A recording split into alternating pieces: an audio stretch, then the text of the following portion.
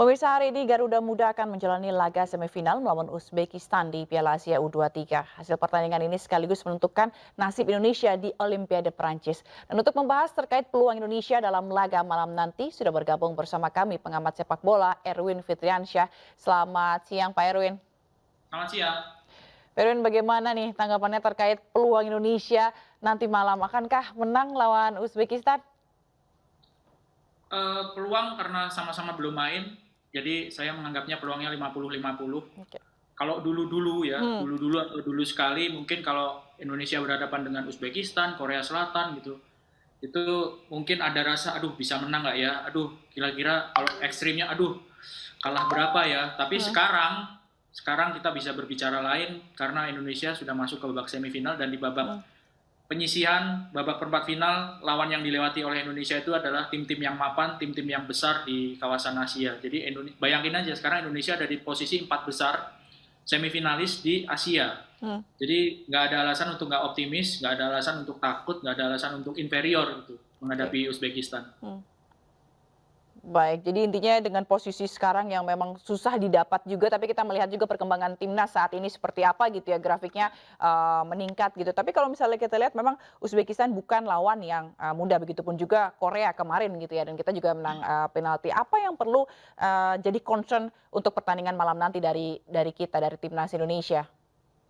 Oke, sebelum lawan Indonesia, Uzbekistan bertanding 4 kali, sama sekali belum kebobolan dan mencetak 12 gol. Lawan Malaysia menang 2-0, lawan Kuwait menang 5-0, lawan Vietnam menang 3-0 dan lawan Arab Saudi yang merupakan juara bertahan menang 2-0. Itu membuktikan Uzbekistan punya pertahanan yang bagus. Oke. Itu yang kelihatan satu.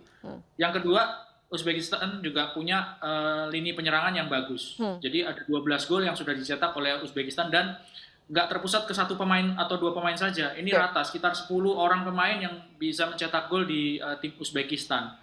Jadi ini merupakan gambaran kekuatan bahwa pertahanannya kuat, serangannya juga oke, produktivitas oke, dan hampir semua pemain bisa mencetak gol di Uzbekistan. Ini gambaran kekuatan dari Uzbekistan. Jadi intinya meskipun kuat gitu dengan Indonesia sudah berada di tahap ini, harusnya tidak jadi khawatir gitu ya untuk melawan Uzbekistan nanti malam gitu ya? Ya, karena kalau bicara nggak kebobolan dan menang terus, sebetulnya Korea Selatan sebelum menghadapi Indonesia di perempat final kan juga nggak kebobolan. Tapi Indonesia bisa mencetak 2 gol, bermain imbang sampai adu penalti menang. Jadi menurut saya Indonesia punya modal, punya motivasi, harus punya motivasi karena apa yang dihadapi di babak penyisihan dan babak perempat final itu lawan-lawan yang berat juga gitu. Meskipun Uzbekistan di semifinal ini juga sudah lawan yang berat, fasenya juga semakin berat karena kan kalau sudah masuk ke semifinal pasti tekanan non teknisnya, faktor non teknisnya juga mungkin akan lebih besar gitu. Oke, baik. Lalu apakah kira-kira nanti akan menampilkan permainan yang berbeda gitu nanti malam? Kita nggak tahu ya, karena Coach STY ini kan punya variasi gaya main yang berbeda-beda di setiap pertandingan. Di 3 pertandingan ketika di penyisihan grup itu Indonesia bisa cukup mengimbangi lawan-lawannya dengan possession yang lebih dominan. Tapi ketika menghadapi Australia bermain lebih menunggu, possessionnya kalah, penguasaan bola kalah, tapi bisa menang 1-0. Karena waktu lawan Korea Selatan cukup berimbang. Jadi ada variasi permainan yang sudah banyak dikeluarkan oleh Coach STY dan tim Indonesia U23. Tapi menurut saya memang menghadapi Uzbekistan ini agak tricky sih ya. Karena memang Uzbekistan ini gaya mainnya kayak gaya main orang Eropa gitu ya. Tapi posturnya mendekati postur Asia. Gitu. Lincah, tapi gaya mainnya kayak gaya main tim Eropa gitu. Karena ini yang harus diwaspadai ya. Jadi stylenya ini agak beda dibandingkan dengan Korea, Jepang gitu ya, yang pernah dihadapi Korea Selatan kan ya di perempat final. Jadi ya kita berharap Coach STY bisa menemukan formulasi yang benar-benar tepat gitu ya, strategi tepat. Apalagi kan striker nggak bisa main, Rafael Struijk gitu ya, selalu menjadi starter dan cetak 2 gol lawan Korea Selatan kan.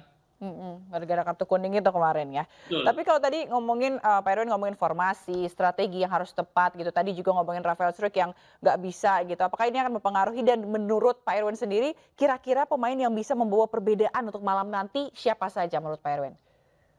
Kalau formasi dari 4 pertandingan nggak beda, 4-2-3-1 dipakai Hmm. sama tim Indonesia, sama Coach Sintayong ya. Hmm. Tapi kalau pemain-pemain ini kan ada perbedaan karena sempat Ivar terkena kartu merah ya. Terus sekarang juga Rafael nggak bisa main.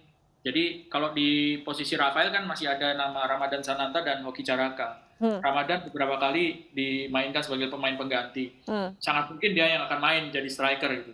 Tapi Oke. kalau untuk ditanya siapa yang kira-kira bisa untuk menjadi pembeda ya Indonesia punya beberapa pemain yang juga sudah mencetak gol kan ya. Ada Marcelino, ada Witan, pemain-pemain yang juga bisa diandalkan untuk mencetak gol meskipun tidak bermain sebagai striker. Mungkin kalau di Komang juga ya, pemain back tengah yang sudah mencetak 2 gol. Mungkin kalau dibandingkan sama Uzbekistan nggak sebanyak pemain Uzbekistan yang sudah mencetak gol, tapi Indonesia tetap bisa mencetak gol meskipun taruhlah strikernya nggak bisa mencetak gol, tapi pemain di lini lain masih bisa gitu. Oke, jadi intinya kalau dari kualitas juga tidak sejauhnya jauh gitu ya perbedaannya. Dan Iya. Pak Erwin, untuk peluang Indonesia sendiri ke Olimpiade seperti apa? Tadi kan sudah dijelaskan jalannya. Kalau misalnya menang lawan Uzbekistan, tiket ke Olimpiade Paris sudah pasti ada di genggaman gitu ya, sudah pasti lolos. Tapi kalau misalnya, semoga enggak ya, semoga enggak. Kalau misalnya kalah lawan Uzbekistan, kita masih akan bertanding lawan semifinalis yang kalah antara Jepang atau Irak. Kalau menang di pertandingan perebutan peringkat ketiga itu, tiket akan dapat ke Olimpiade Paris ya. Tapi kalau misalnya kalah juga di perebutan tempat ketiga, akan diadu lagi di partai playoff lawan wakil dari Afrika ya, ada Guinea.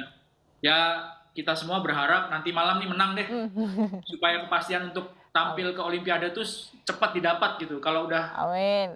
nanti malam menang gitu, kita masuk ke final itu benar-benar udah tanpa beban gitu ya. Baik. Karena tiket ke Paris sudah Udah didapat. pasti, udah di tangan gitu ya. Baik, baik. Nanti kita berharap bahwa timnas Indonesia memberikan yang terbaik dan juga bisa menang begitu. Terima kasih Pak Erwin Fitriansyah, pengamat sepak bola telah bergabung di iNews Siang. Salam sehat selalu, sampai jumpa.